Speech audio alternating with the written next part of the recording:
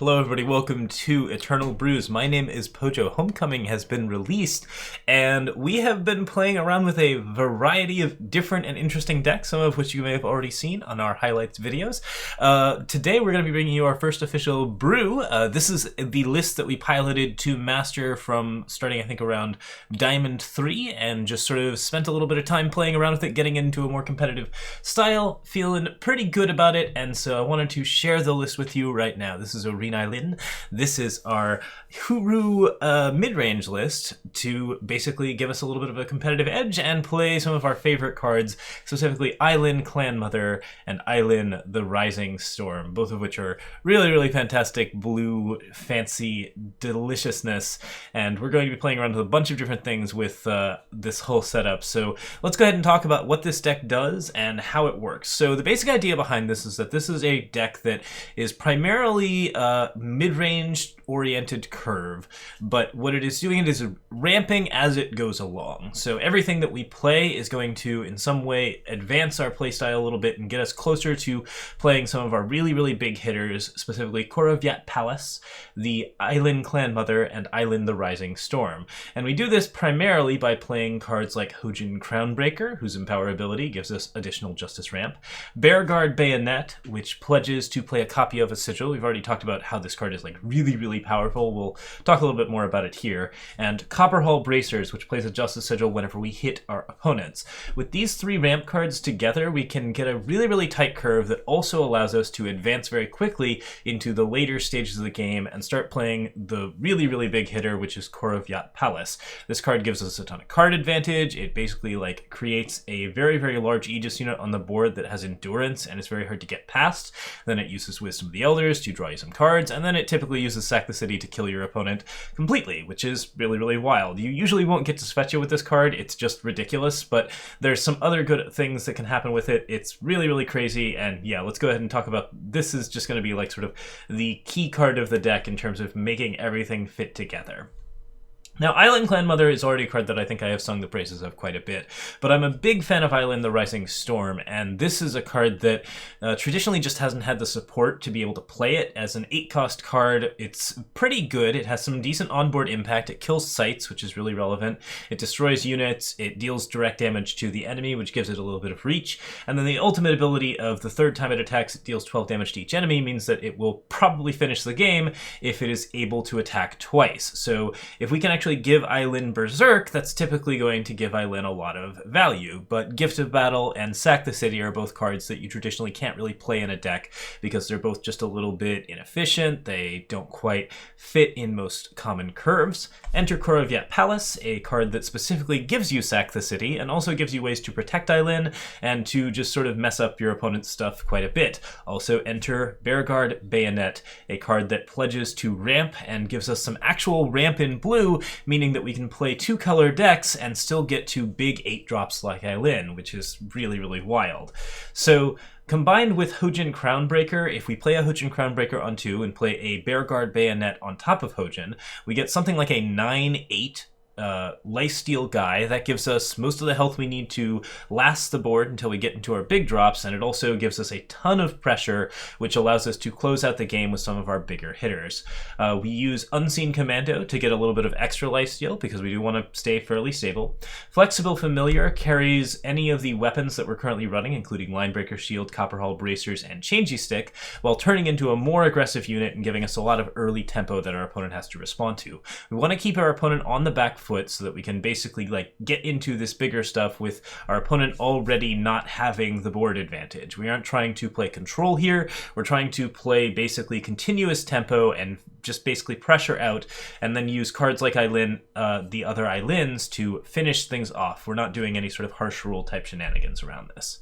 Some other cards that are in the list, we have Winchest Merchant, a 2/2 flyer that also happens to carry certain weapons and certain spells that we might be able to play. It's good with Linebreaker Shield and Copperhall Bracers. It plays decently well with Bearguard Bayonet, and it fetches certain cards for us that we can get a little bit of help from. We're running one of Svechia Merciful Orene, a card that doesn't have a lot of onboard impact but can really help out in the very, very late game if you expect the game to go long against control. Clearly everything having Aegis and +6/+6 is generally a pretty good deal, so that's not a bad card to put down. Stormholt Knife gives us an edge against Skycrag and Rakano aggro lists. It allows us to essentially gain 5 life and then use some of that life to disable or destroy a unit, and that is really, really handy if we're in a bit of a tight spot. We can also just grab this as a matter of cause. Sometimes our market is not particularly oriented towards tempo, and this is just a reasonable card to have on hand for later. Vision of Austerity deals with relics, always good to have. Svetch's Bravery gives us a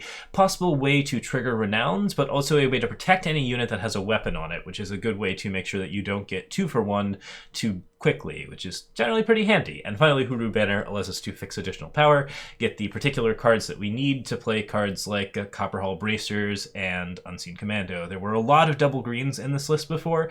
I've actually done quite a bit of tweaking with the power base to make sure that it works out right, because we have a lot of pledges that are blue, and then most of our green stuff is going to be a little bit later in the game. We want to be able to pledge for Flexible Familiar and then play into our Justice Sigils after that. So in the middle of the list, we have Shadowlands Borderscout. This card carries weapons really well. If it is left alone, much like most of our threats, it's very, very scary. Hojan is very scary if it's left alone. Flexible Familiar is very scary if it's left alone. Unseen Commando and Windchest Merchant are both really big flyers that carry Copperhall Bracers.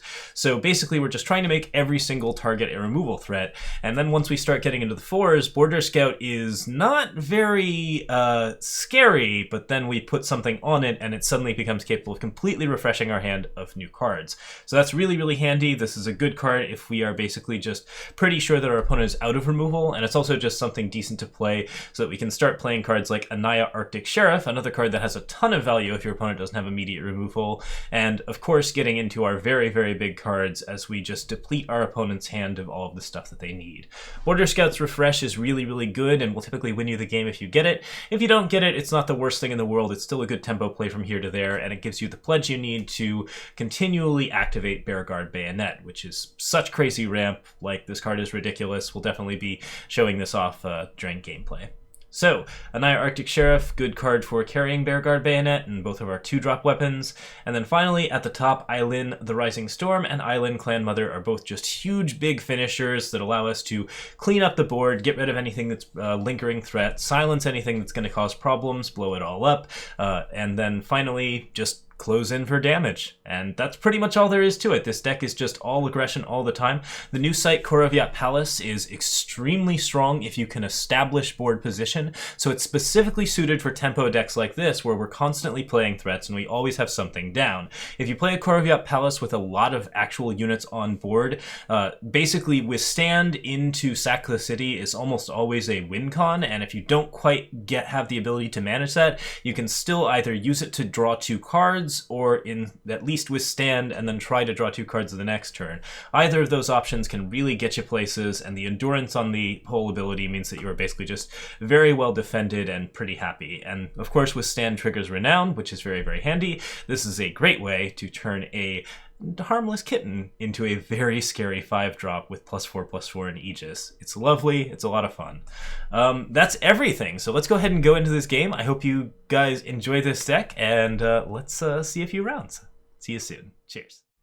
All right, here we are up against Keller Automat, and our opener has a Flexible Familiar, a Bearguard Bayonet, a Korovyat Palace, and a Copperhall Bracers. This is a tricky one because Bearguard Bayonet is traditionally a very powerful card, but the thing about it here is that we aren't necessarily going to get a pledge. We have 1 draw to try and find a pledge, and because I have the Copperhall Bracers and the ability to cast the Bracers, I'm probably going to keep this hand. Flexible Familiar is a pretty powerful card on its own. Bearguard Bayonet, if it isn't pledged, is not the worst thing in the world, so as long as we aren't drawing multiple copies of this, I think we're going to be fine. And maybe we'll get lucky. Maybe we'll draw that pledge. Sometimes that happens. But I wouldn't say that that's a reason to keep or discard this hand. Okay, a Hojan Crownbreaker is actually a really good 2. That means that I have Flexible Familiar into Hojan. This is exactly the kind of curve that we want. We're pretty short on 2-drops, so typically finding these 2 cards is the most important thing for determining whether or not we're going to keep an early hand. If we have a decent amount of power to play into mid-range drops, sometimes we can skip it, but Hojan's one of the most powerful cards in this list, and having it basically in the early game means that we're much more likely to get to the rest of our late game, because we have so many good weapons that are also very cheap. Alright, Keller's playing a Lethrai Courtier, so nothing too crazy happening there. We can attack with our cat to sort of basically bluff a Finest Hour. That's an easy way to get 1 point of extra damage, and then Hojan Crownbreaker comes down, which gives us the opportunity to play with a little bit more shenanigans. If I play Bearguard Bayonet here, I'll get another power, but it's not like going to be super crazy. Rat Cage is not really anything. The rats can't block, but this is clearly a Rat Cage deck, so basically what we want to do here is generate a lot of life and make sure that we're in a pretty happy spot. The best tempo here happens if I play Copperhall Bracers on Flexible Familiar, so that's what I'm going to lead with. Got an Iceberg Shiny Finder. It's a 7-3, not the worst in the world, and that gives us a full 11 points of damage on turn 3 to attack with, 4 of which have lifesteal. So I'm not unhappy with that, especially since it now leads us into Aniyah Arctic Sheriff, and we can also use Bearguard Bayonet here on Hojan to generate another power and get us towards Korovyat Palace.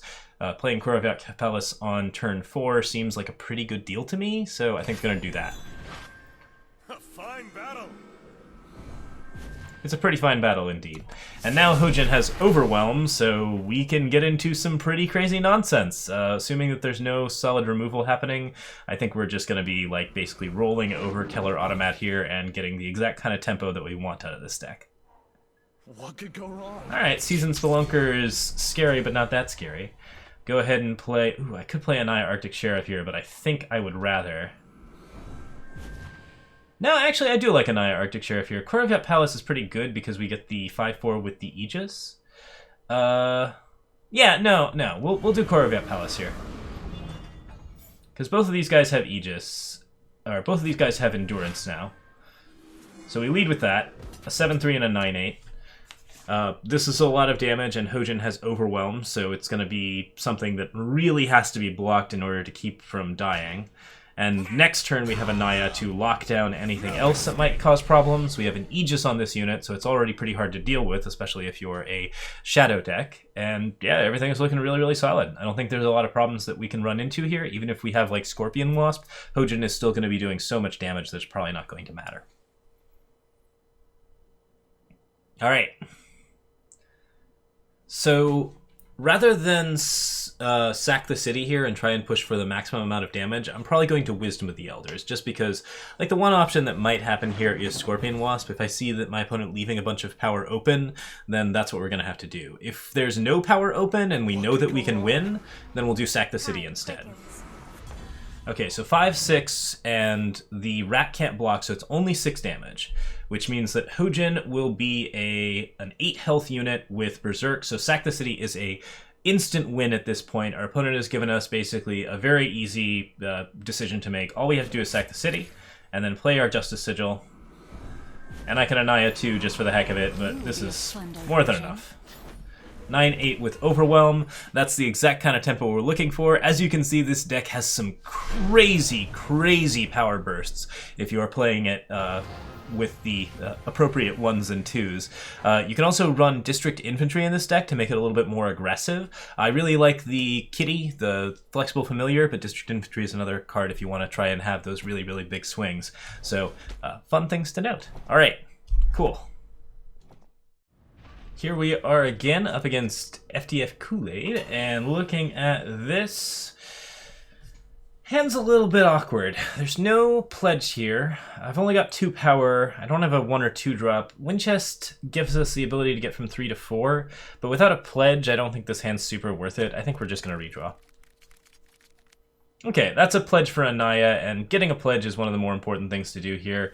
We don't have a 1 or 2 drop, and that's a little bit sad, but I do have Bearguard Bayonet and Copperhall Bracers, so any unit that I play will probably lead into a pretty sizable amount of ramp, which gets us to Korovyat Palace on time, so we'll keep this. As far as pledges go, I've got a decent amount of blue already. I should pledge Justice off of Aniyah so that I have the ability to get Copperhall Bracers. I've still got time to draw my 1 or 2 drop, and if I draw like a Winchest Merchant, I'm certainly not unhappy.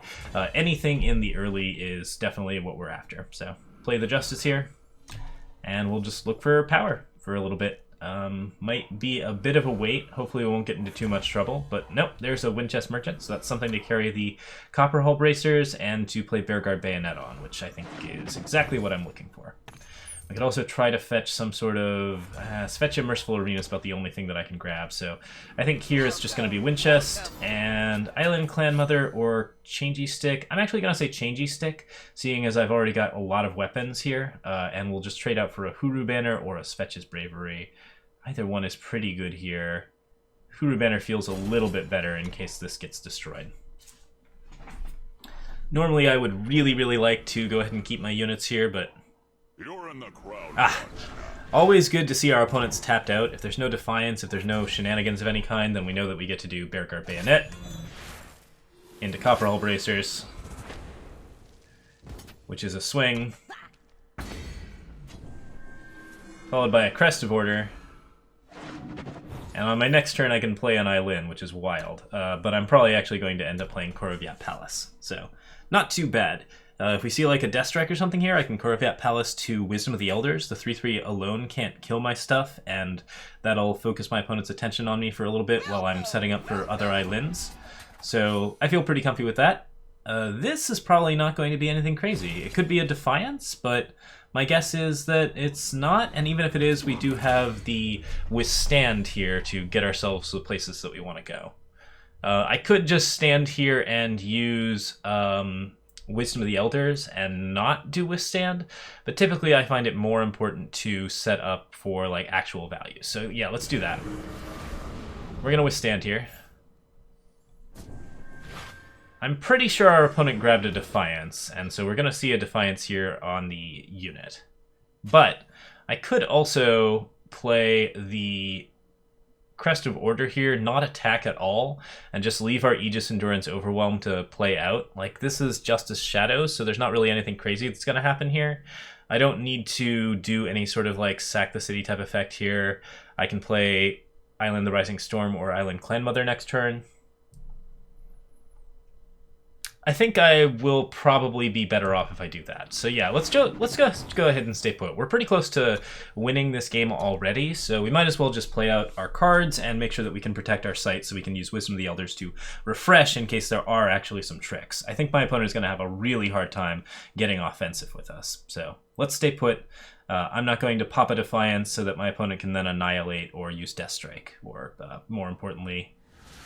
Oh, Vara Vengeance Seeker, not so great. Yeah, that's never good, but I guess it's the best we got. Still, Slumbering Stone is not a follow-up, and everything else here is just like attacking into Korovyat, so I think we're good to go. Probably going to end up playing Eilyn the Rising Storm here on top of the Vara. I could play Eilyn Clanmother to silence the things that are most dangerous to me, but as it stands, it kind of looks like we're in pretty good shape. Rather than block the 3/3 and face the possibility of seeing more 1-drops come out, I'm just going to do that.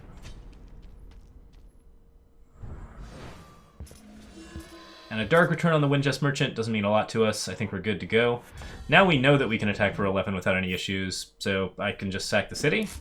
Yeah, if people spend all of their power, then there's no Defiance, so that's game. Could have also shot with Eilyn the Rising Storm for fun, but there you go. Alright, here we are up against Jorshamo. We have Eilyn the Rising Storm here into Seat of Order, Justice, Justice, and with an Unseen Commando and a Copperhall Bracers. This hand looks perfectly good. We've got a 3-drop to play, we've got some weapons to put on top of it. The Pledge here helps us out if we ever draw into our ramp. Like, overall, this is all playable cards, so this seems very reasonable.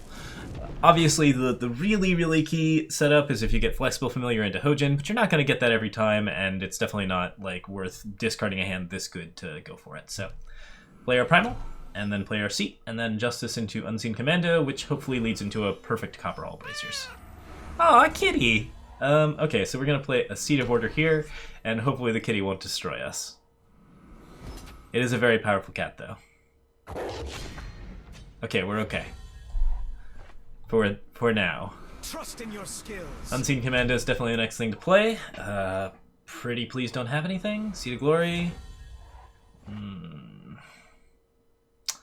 Yeah, see, I don't like this. Defiance is a strong possibility. I've got a Linebreaker shield here. If it's something like a torch... Well, no, if it was a torch, it would have been used already. I'd rather not play into Defiance. I would be fine if it's like something like a Clan Tactic or a Lightning Strike, but the odds of it being a Lightning Strike over a Defiance are pretty slim. I think I'm gonna stick with this because this is my only unit. I'd better just stay put. See, Glory looks fine. Yeah, I've done this combo. Alright, well, we've got a 3-2 Valkyrie Militant, which I think is just fine. Let's go ahead and do a Linebreaker shield here, stun that guy. Get our Aegis rolling. And then we can start working on Copperhall Bracers next turn, depending on what all's happening. Hopefully nothing too reactive.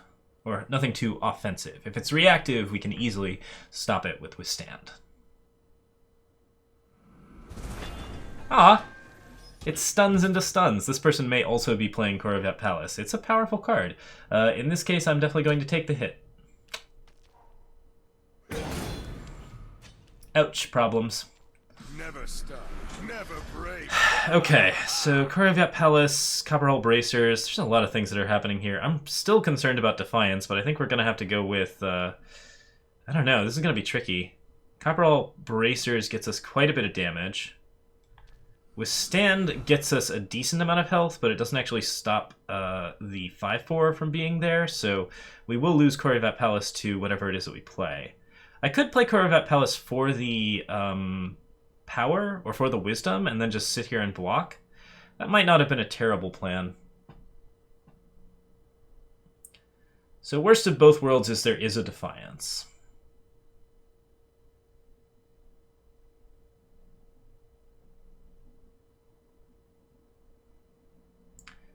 I feel like Korovyat Palace is probably the way to go.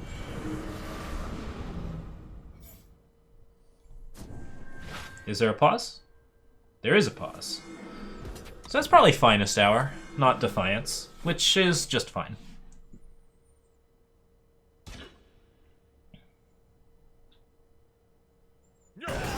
Yeah, that block doesn't look amazing. Like, we did lose the whole setup there, and a power means that Hojan takes Korovyat, so we're definitely looking for some more gas, but I know I've got really good 7s and 8s here, and I've got more Korovyat Palaces, so we're fine with Hojan taking a good hit in here. No escape. And there we go. Alright, now it's going to get interesting. Vargo Redclaw can't be killed except by damage, but fortunately we have two different ways to do that. I can play Shadowlands Borderscout here, which is awesome. The one that I really want, of course, is... Ooh, Changeestik, that's not bad. I would rather try and find an island, though. So next up for us is Copperhall Bracers, unless somehow our opponent manages to kill our thing. But this is looking like a pretty non-interactive deck, so we probably are just going to get hit for a bunch of damage. A fine battle. There you go. And then I just have to, like, sort of avoid getting murdered here for at least one more turn. Okay. No Defiance. Defiance is going to be bad for us. Everything else is fine.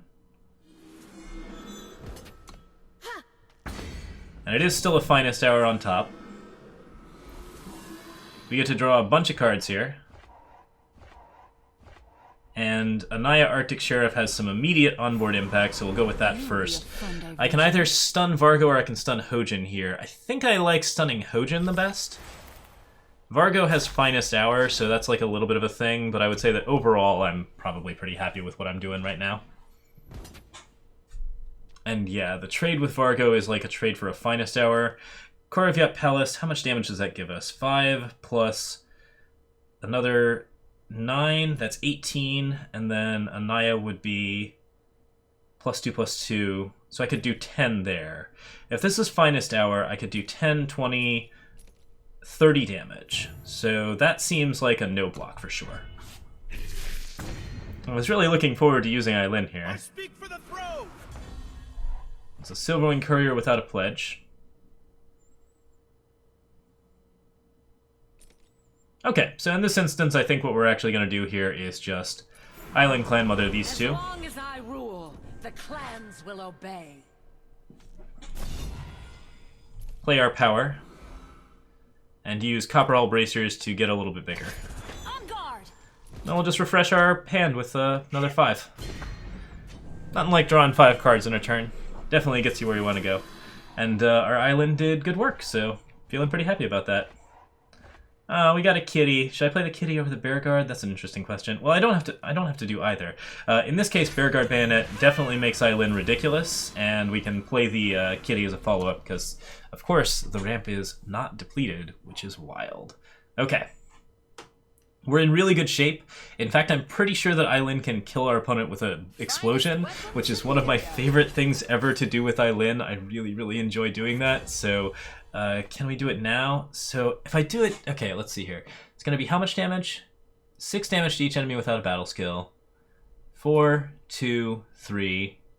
It's a decent amount of damage. Like, we will get the lethal here. I just kind of wish that I could silence this somehow.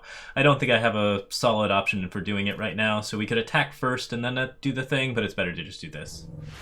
Blow everything up. The overwhelm damage hits as well. And then Copperhall Bracers on the kitty just for the blessing. And it's an Amaran Stinger. Why not? Swing with everything. That's looking like it's probably going to be lethal. So that was 3 games in a row. This is like the fastest brew I've ever recorded just because it went like stunningly well. And also we did get to actually play with Eilyn, which is wild. I'm really, really happy with this. We'll probably throw up some more highlight games from this very soon, but I just wanted to show off this deck because, yeah, it did get us to Master. We had a lot of fun with it. I hope you guys liked it. Alright, so that was Orene Eilyn. Rather than a specific B-side, I thought I'd show off another kitten deck that we're working on. This is not nearly as tuned yet, but it is a fun little Quinn Renown deck using Flexible Familiar as well. Basically what we're looking at if we're trying to play a Korovyat deck with a lot of interesting red cards as well, and using, of course, Vargo Redclaw. You saw that Door Knocker combo with Flexible Familiar. That's something that we actually aspire to very often. We're also using Dramatist Mask because it's a fantastic way to trigger multiple renowns and have a lot of fun. Yeah, this deck's really neat. I like playing it. Quinn Lone Wanderer is such a good finisher. They really just like tie the whole deck together and give us a ton of card advantage in a very good way. Everything about this is a wild party, so yeah, if you want to fiddle around with this and see if you can tune it, then I encourage you to do so. We'll probably be doing a brew on this at some point once I have figured out what all makes this the best competitive list. But just wanted to show off a little bit of preview of some other things that we're working on. So we'll be back with more brews very soon. I'm going to try to get a video up every day this week. We'll be probably got like a couple of highlights coming along in the mix as well. So yeah, looking forward to all of that. Thank you guys so much for watching. I am on Twitch, I am on Patreon, and that's pretty much it for me. So thanks again, and I hope you guys have a lovely evening and have a lot of fun with the new Homecoming cards, some of which are very strong. See you next time. Cheers.